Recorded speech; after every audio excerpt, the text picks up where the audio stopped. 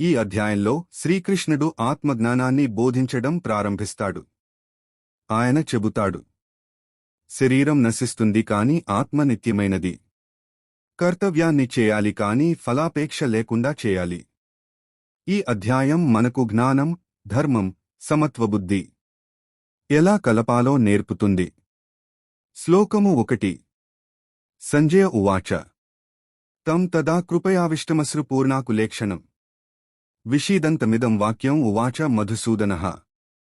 కరుణతో నిండిపోయి కన్నీళ్లతో కళ్ళు తడిసి దిగులుగా ఉన్న అర్జునుని చూచి మధుసూదనుడు శ్రీకృష్ణుడు ఇలా అన్నాడు.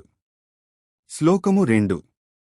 శ్రీ భగవానువాచ కుతస్త్వా కస్మలమిదం విసమే సముపస్థితం అనార్యజుష్టమస్వర్గ్యమకీర్తికరమర్జున.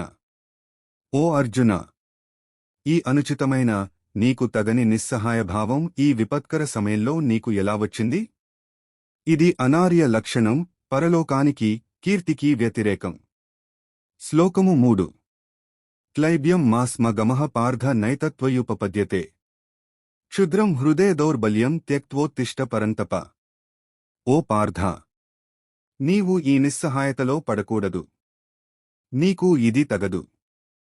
హృదయ దౌర్బల్యాన్ని వదిలి లేచి నిలబడు, శత్రువులను జయించు. శ్లోకము 4. అర్జున ఉవాచ కథం భీష్మమహం సంఖ్యే ద్రోణం చ మధుసూదన ఇషుభ్యః ప్రతియోత్స్యామి పూజార్హావరిసూదన.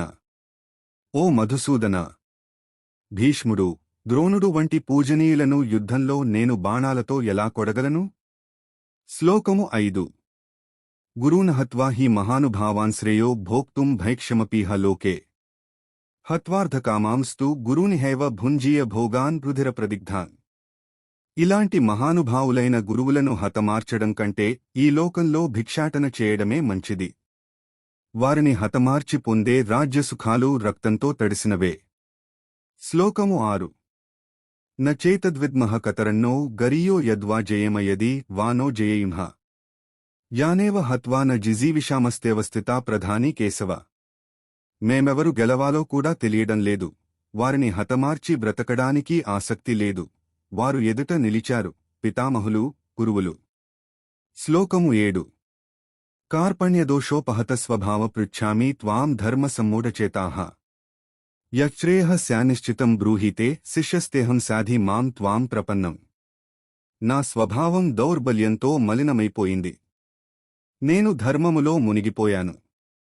ఏది శ్రేయస్సో అది చెప్పుము, నేను నీ శిష్యుడను, నీకు శరణు వచ్చాను.